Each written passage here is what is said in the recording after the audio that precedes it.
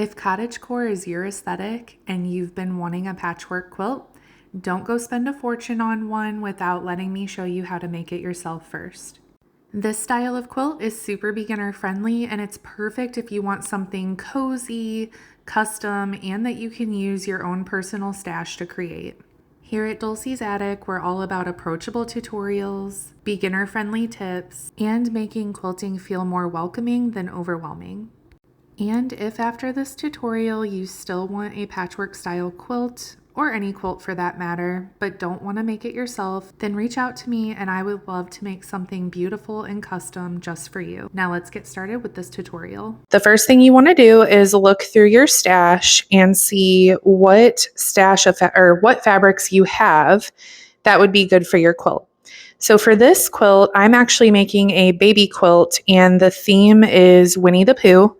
So I'm going to be looking for fabrics that are a little bit more neutral in the palette.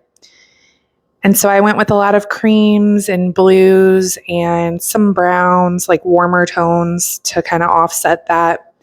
And then I'm going to applique Pooh Bear on the top.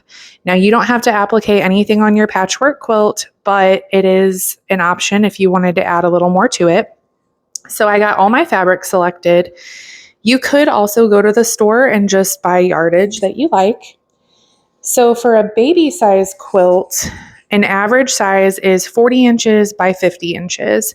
So I want each of my squares to be 5 inches finished, which means I need to cut each square at 5.5 inches by 5.5 inches. So 5.5 inches squared, because you're going to have a standard 1/4 of an inch seam allowance every time you sew your squares together. So you're going to lose a 1/4 of an inch every time you're sewing them next to each other. So adding a 1/2 inch onto each square is going to help account for that, so that you end up with a 5-inch finished square block. So 40 inches divided by 5 inches finished is going to be 8 squares across. And then my 50 inches long divided by my 5-inch finished square is going to be 10 squares down. So we're going to have 10 rows of 8 squares. So 8 times 10 means I need 80 total squares. All right, so the first order of business is to cut your fabric. You can double up if they're all the same size, or even if it's not the same size, and I'll show you how to do that with yardage.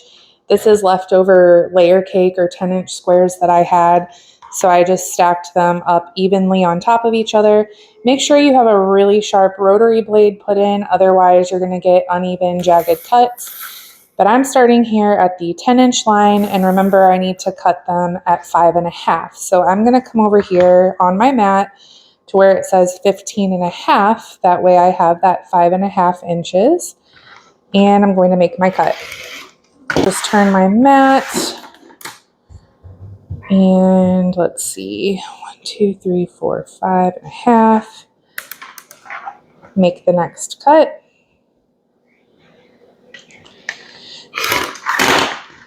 And you want to keep your fabric lined up on lines vertically and horizontally to make sure you're getting nice square cuts.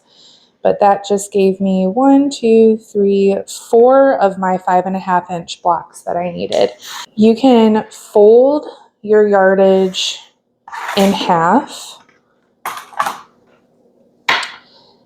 and line it up like I'm doing up here along this line. And it won't be perfect at first. You're going to trim off any excess that's not even. And I'm going to start, I've got it folded in half horizontally here. The thing I'm going to do is cut this selvage off where there's all these little holes from the selvage edge on the bolt. I'm just going to cut that off to give us a nice even ending there on the edge. And then I'm going to come over and start cutting 5.5. So 1, 2, 3, 4, 5.5. It's going to put me at my 11.5-inch line. And I'll just keep going. Okay, so all of these are now 5.5 inches wide this direction. So I'm just going to kind of turn my mat around and again, give myself a nice clean edge here because you can see this edge is not even all the way down. So I'm just going to take about a ½ inch off.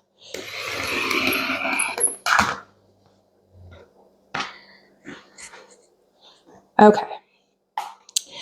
1, 2, 3, 4, 5.5. Puts me at the 12. Okay. So that's how you can cut yardage to give you the most bang for your buck so that you're not sitting here cutting yardage forever. And that gave me 4, 8, 12 squares to add to my pile when I did it that way. So go ahead and keep cutting your fabric until you have the number of squares you need for the size of quilt that you want. Once you get all of your fabric squares cut, you are ready to assemble them into your rows and columns.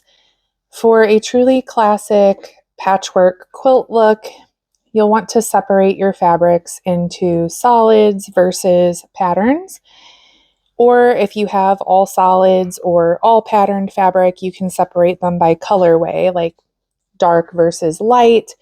Basically, what we're trying to achieve here is just enough variation in our rows and columns where everything looks nice and scrappy and you don't have a whole bunch of lights in one area and then all of your darks in another area, or putting the same fabric next to each other and repeating that fabric if you can help it. Doing 8 blocks across by 10 blocks down. So I'm just going to start by picking 8 fabrics randomly.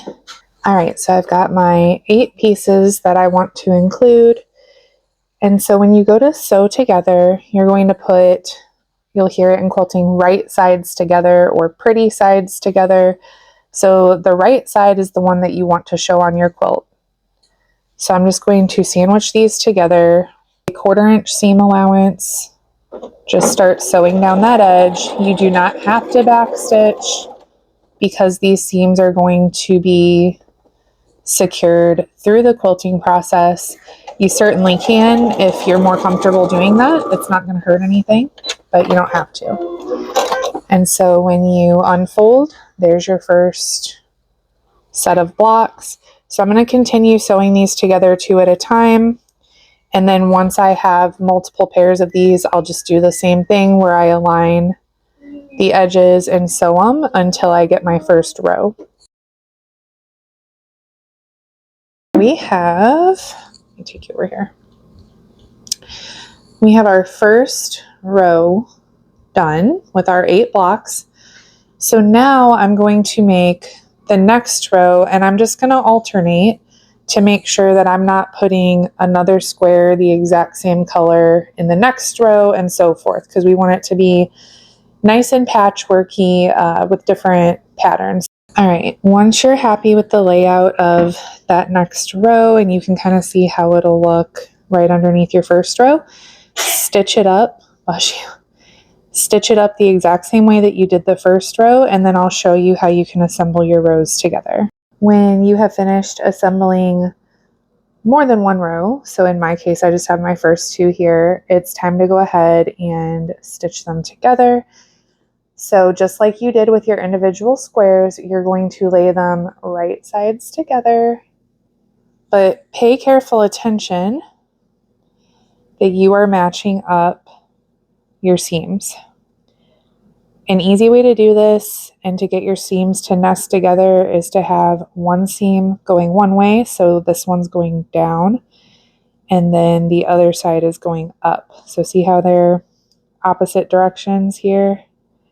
That's going to help them nest together really well. Now, you can go ahead and add some pins or quilt clips to keep them together. So again, with my 1/4 inch seam allowance, I'm just going to sew straight down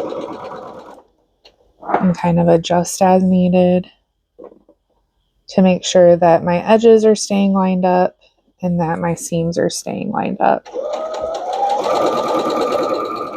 Lines are lining up really nicely, and so that's why we make sure that our seams are nesting. So I'm just going to repeat this process until I have 10 rows, And I usually sew 2 rows together at a time, and then I'll take those 2 rows and join them to another set of 2 rows, and so on until I get all of them sewn together. All right, so one thing, if you are new to quilting, that I want to share is that it is totally okay and expected for things to not always go the way that you plan. And you just have to be able to get creative. So, right now, my quilt is 8 blocks wide by 8 blocks long. Remember, I wanted it to be 8 wide by 10 long so that I would have a 40 by 50 inch quilt. That's one of the more common baby quilt sizes. I did not have enough of my print fabrics here, the variety of prints, and I don't want to keep just making it where I've got this color blue and this navy, because that's really all that I have left at this point. So I don't want 2 rows of just those 2 colors because I need 2 more rows. So when something like this happens, my absolute favorite trick is to put a border on it. So right now my quilt is measuring about 40 inches by 40 inches. So I'm going to add a 3-inch border all the way around just to keep it uniform. Of course, it won't be 40 by 50 inches anymore. It'll be closer to 46 inches by 46 inches. So we're gaining more on the width and we're just shy on the length. It's still going to be absolutely perfect size for a baby and turn out really cute. So for this, you're just going to take your border fabric and cut it into strips of whatever width you want. I want mine to be 3 inches finished, so I'm going to cut them at 3.5 inches to account for that 1/4 inch seam allowance that we talked about earlier. And I'm just going to take these to my sewing machine and sew them with a 1/4 inch seam allowance directly onto my quilt top. All right, our quilt top is all finished. At this point, you could just keep it patchwork like this. I'm going to embellish mine by embroidering the baby's name on it. And I'm also going to applique Winnie the Pooh onto here since that's their nursery theme. You can applique anything you want onto your quilts if you want to further embellish them. Make sure that you follow along if that's something that you'd like to learn how to do. I will make a video about that next. Otherwise, if you're all set and you want to just have yours be patchwork, go ahead and baste your quilt. So put it together with your backing and batting and quilt it however you would like and put your binding on and you'll be all set. I do have some other videos on my page with all of those processes if you need help, so make sure to check those out. Thanks so much.